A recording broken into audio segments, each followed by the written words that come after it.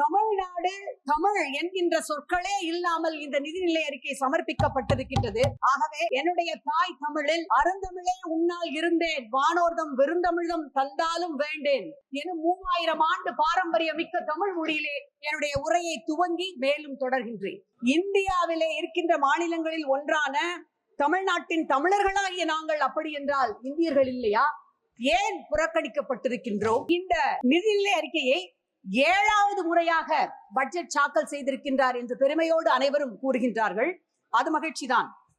8 முறை தமிழ்நாட்டிற்கு மாண்புமிகு பிரதமர் அவர்கள் வருகை தந்தும் ஒரு இடத்தில் கூட அவர்தம் கூட்டணி கட்சிகளை சார்ந்தவர்களை வெற்றி பெற செய்யவில்லை தமிழ்நாட்டு மக்கள் என்றுதான் ஜனநாயகத்தை உயர்த்தி பிடித்த, கூட்டாட்சி தத்துவத்தை உயர்ச்சி பிடித்த, மத நல்லிணக்கத்தை உயர்ச்சி பிடித்த தமிழ்நாட்டு மக்கள் பழிவாங்கப்பட்டிருக்கிறார்கள் என்று நாங்கள் சொல்லவில்லை, 8 கோடி தமிழ் மக்கள் சொல்லுகின்றார். 10 ஆண்டுகளாக திரும்பி பார்த்திராத அண்டை மாநிலங்களான நம்முடைய பீகாருக்கும் ஆந்திர பிரதேசத்திற்கும் அள்ளி அள்ளி கொடுத்திருக்கின்ற ஒன்றிய அரசாங்கத்திற்கு தமிழ்நாட்டிற்கு கிள்ளி கொடுப்பதற்கு கூட மனமில்லை.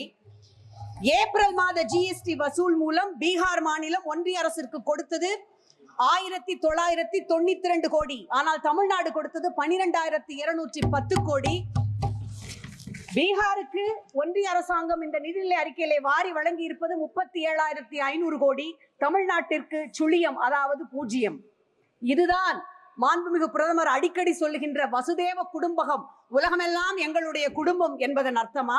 விஸ்வகுருவின் நீதி பரிபாலனம் இதுதானா? இந்த நிதிநிலை அறிக்கையிலே 5 முறை நிதி அமைச்சர் 5 முறை ஆந்திர பிரதேசம் என்ற சொல்லை உச்சரித்திருக்கின்றார், 5 முறை பீகார் என்ற சொல்லை உச்சரித்திருக்கின்றார்.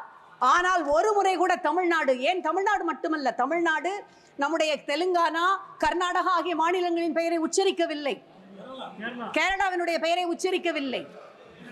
எனக்கு இப்பொழுது ஹொசெமின் என்கின்ற வியட்நாம் மக்களுக்கான சுதந்திரத்துக்காக போராடிய அவருடைய கூற்று நினைவிற்கு வருகிறது. அவர் சொன்னார், தெற்கில் இருந்துதான் எதுவும் தொடங்கும் என்று சொன்னார். தொடங்கிய எதையும் அவருடைய வழியிலே எங்களுடைய முத்தமிழறிஞர் தலைவர் கலைஞர் சொன்னார், தொடங்கிய எதையும் தொடர்ந்து முடிக்கின்ற வலிமையும் தெற்கிற்கு உண்டு என்று சொன்னார். ஆகவே நான் தொடர்ந்த போராட்டமாக நிதி ஆயோக் என்னும் அந்த அமைப்பு 13 தளங்களிலே முதல் இடத்திலே இருக்கின்ற பெருமை தமிழ்நாட்டிற்கு உரியது என்று சொல்லி இருக்கின்ற அந்த நிதி ஆயோக் கூட்டத்தை எங்களுடைய தமிழ்நாட்டினுடைய முதலமைச்சர் புறக்கணித்திருக்கின்றார். அடுத்த அண்டை மாநிலத்தினுடைய முதலமைச்சர் அவர்களும் புறக்கணித்திருக்கின்றார்கள். எங்களுடைய அன்பிற்குரிய மாநிலங்களான சிக்கிம், ஹிமாச்சல் பிரதேசம், உத்தரகண்ட் ஆகிய மாநிலங்களுக்கு பேரிடர் மேலாண்மை நிதி வழங்கப்பட்டிருக்கின்றது.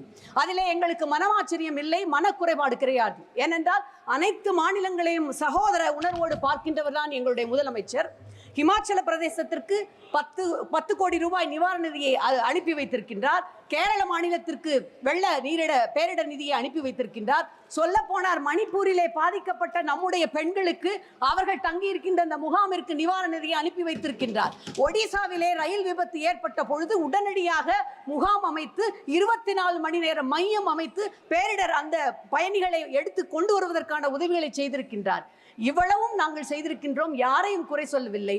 ஆனால் எங்களுடைய சென்னை வெள்ளத்திலே தத்தளித்த பொழுது, மக்கள் துயரத்திலே உழன்ற பொழுது பல்வேறு முறை வந்த அமைச்சர்கள் இதுகாரும் நாங்கள் 37,000 கோடி கேட்டோம், ஆனால் எங்களுக்கு தந்தது 276 கோடி, அதிலும் சட்டபூர்வமான தொகைதான். இதுதான் பிரதமர் முன்வைக்கின்ற அகண்ட பாரதமா?